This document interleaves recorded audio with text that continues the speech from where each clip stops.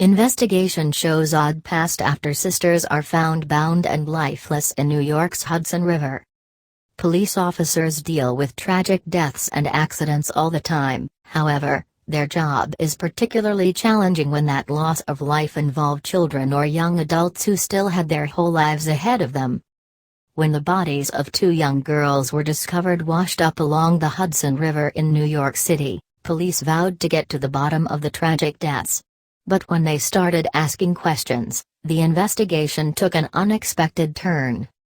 At 3 p.m. on October 24, 2018, officers from the New York Police Department received a 911 call from a 40-year-old man named Martin Castillo.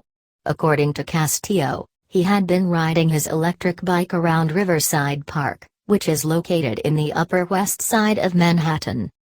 Castillo went on to explain that when he looked over to the rocks on the bank of the Hudson River, he saw the bodies of two young women. The bodies were on stones. One of them was facing up. She was a woman. I couldn't believe it. I can't see how this happened, Castillo told New York Daily News about the horrific discovery. Police were immediately sent out to the location. When officers arrived at the scene shortly after, they discovered the two bodies on the bank of the river just as Castillo had described. According to authorities, the two young women were lying face to face with duct tape around their waists. The young women also had duct tape around their feet, but not to each other. They were also found fully clothed. According to the police, they were both wearing black leggings and fur-trimmed jackets. Sadly, both of the women were pronounced dead at the scene. At that point, police had the bodies of the two young women, who appeared to be in their teens or early 20s, sent off to the medical examiner's office to figure out how they died. Meanwhile, the police started an official investigation and began by trying to identify the two victims. At first, the police struggled to identify the two young women and they decided to release sketches of their faces to the public in the hopes that someone would recognize them. Once the sketches were finished the next morning, however, the police began to suspect that the victims had actually been sisters. While looking at the sketches, it occurred to investigators that the girls had similar features, similar hair, the same build, and the same skin tone. By Friday the 26th, investigators managed to identify the girls as 22-year-old Rotana Farea and her younger sister, 16-year-old Tala Farea. Once the girls were identified, the police sent an investigator to Virginia. During the beginning of the investigation, police learned that the sisters were both originally from Saudi Arabia and had moved to Fairfax, Virginia with their mother and siblings in 2015. "We are out to get justice for those two girls and find out exactly what happened," New York Police Department's Chief of Detectives, Dermot Shea, said at a press conference in the wake of the girls' deaths. "We are looking at all clues in their past life," Shea added. While in Fairfax, which is only a short distance from Washington, D.C., police hoped they would get a better idea of what was going on in the sisters' lives in the previous months. And after speaking with family members, police got a pretty good idea of what may have happened to the girls. "We've made significant progress in piecing together pieces of this puzzle to find out what happened," Shea said.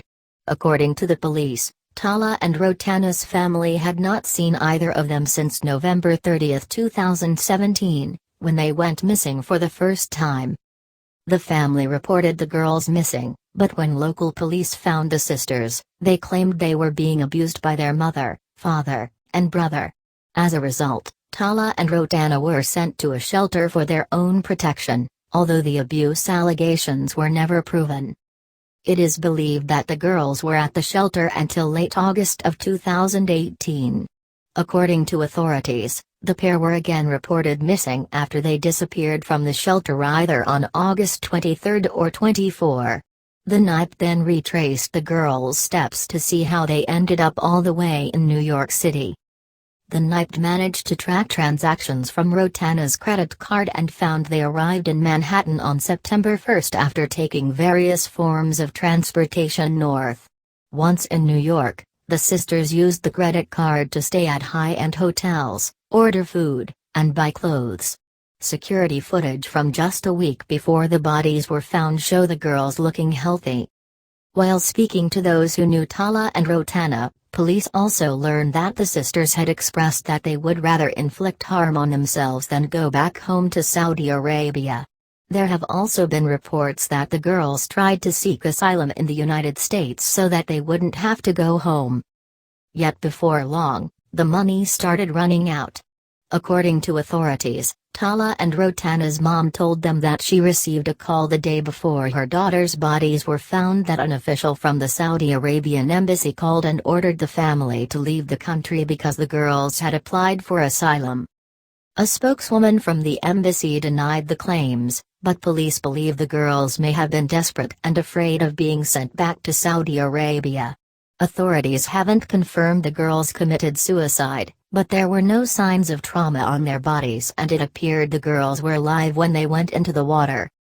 The lack of trauma to the bodies also ruled out an earlier theory that the girls had jumped to their deaths from the George Washington Bridge. In addition, the tape that kept their bodies together wasn't tight as it would have been if they were forcibly bound together. At this point in time we have no credible information that any crime took place in New York City, but it is still under investigation, Shea said. On October 31, police also received another tip from a credible source that seems to support their current theory.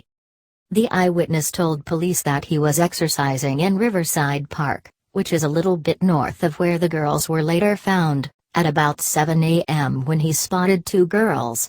They had been sitting about 30 feet apart and praying with their heads in their hands.